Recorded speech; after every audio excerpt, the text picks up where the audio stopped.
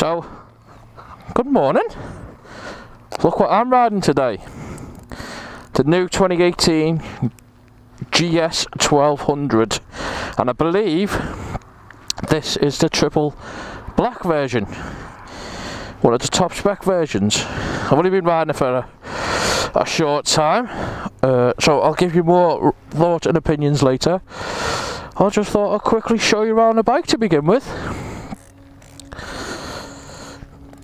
Very nice.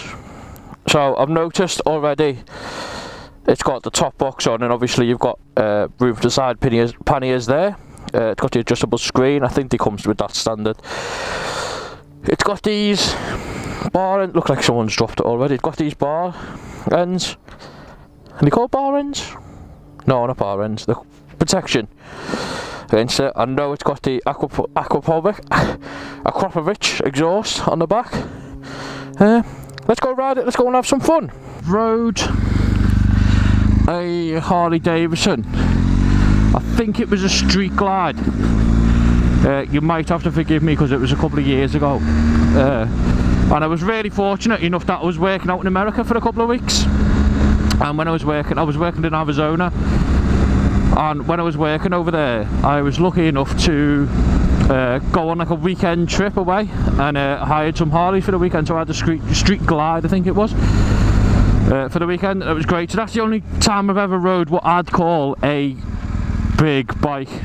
One thing you do notice, I mean, this is the Adventure, so it's got a really large fuel tank. I think it's 30 litres, the fuel tank. But one thing you notice about it is how wide your legs are splayed apart. But it's not uncomfortable. It's actually a really nice seating position. Back's pretty much straight. The seat could not be any more comfortable than it actually is, I'll be honest with you. It's really good. Really good. It's a nice place to be. So I should tell you why I've got this bike. So me and my friends are planning a trip abroad in the summer. In fact, while we're talking about the summer, we should talk about the last 2 days. So it's Thursday today. It's the hottest day of the year predicted to be so far this year. I've been out on my bike all day Tuesday, all day Wednesday. I've been really fortunate actually to ride the new 790 Juke, and I'm going to plug this while I'm here. If you haven't seen the video, there's probably a banner or a title or something popping up now with that review on it. And I apologise, the audio cut out halfway through. So anyway, I digress. So the reason why I've got this bike is because later on this year I'm planning a European trip with some friends of mine, and we're looking to go away for about a week. And they've got more kind of adventure-y style bikes than I have, and everyone knows I've got the Juke.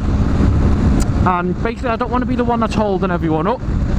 So, but basically I'm looking to hire a bike for the week.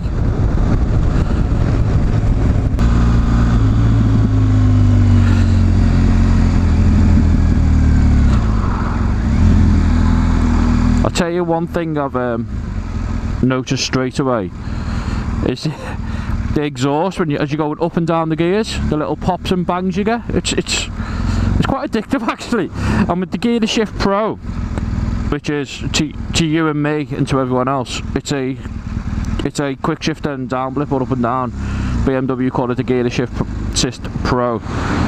It works really well, and it's with it being addictive going up and down the gears, and with that as well, I can find myself going up and down the gears unnecessarily today.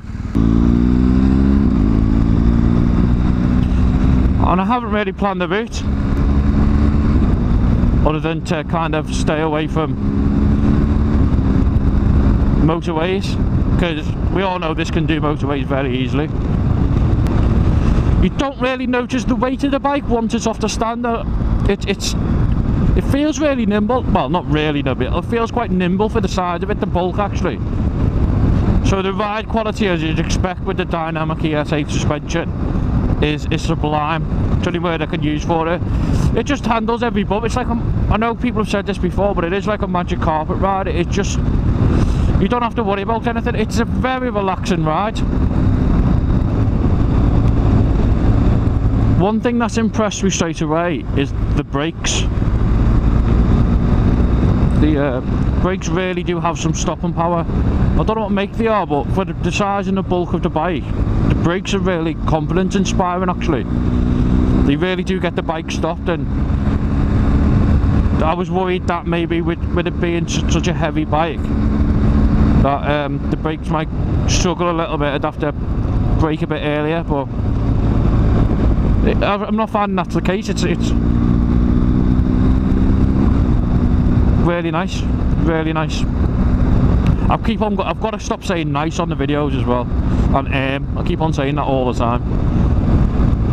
You probably haven't noticed, but you'll notice now. Yeah, it doesn't feel heavy at all. It moves from side to side easily. I suppose if you're a shorter rider and you can't quite get your feet on the floor, with the weight of the bike, I suppose some people might actually struggle with that, and that might turn them off the bike. It wouldn't turn me off. Oh, I picked some great roads.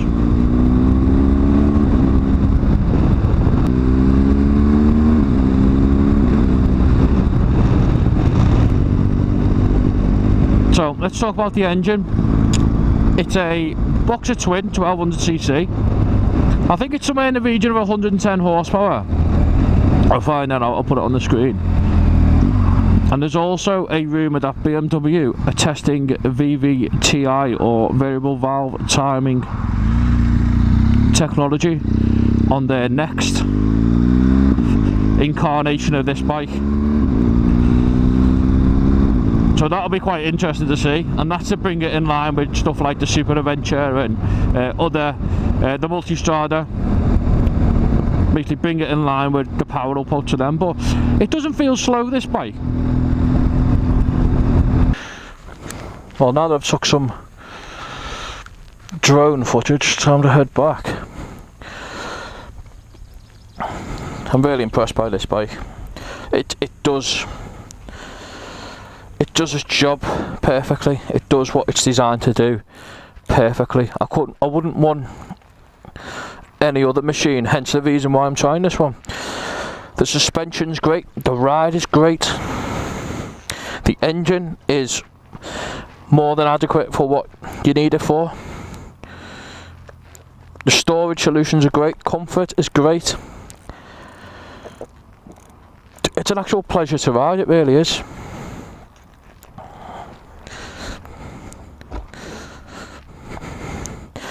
Difficulty is getting on it though.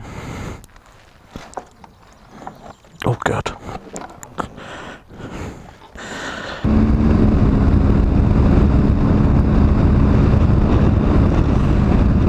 As I say, I don't want to go into the specs too much because other YouTubers have covered it very well. Well, a lot better than I ever could, to be honest with you. All I'm going to say is, am I going to get one? Am I going to rent one for this trip? I definitely think so. There's no reason not to. I am a bit, you know, it's not easy to manoeuvre off the stand, and you've got to be aware of that. But as soon as you're moving, it's a pleasure to ride. It really is.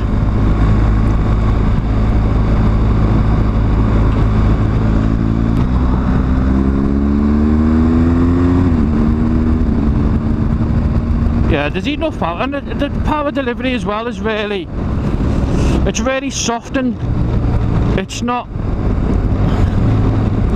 the power delivery is really smooth as well. It's not all sort of let's go, let's stop, let's go, let's stop. It's just really smooth in how it does things, which I know I've rode V-twins before, and I've got one myself, and the V-twins are a bit on-off sort of thing, and single cylinder bikes are renowned for being on-off power.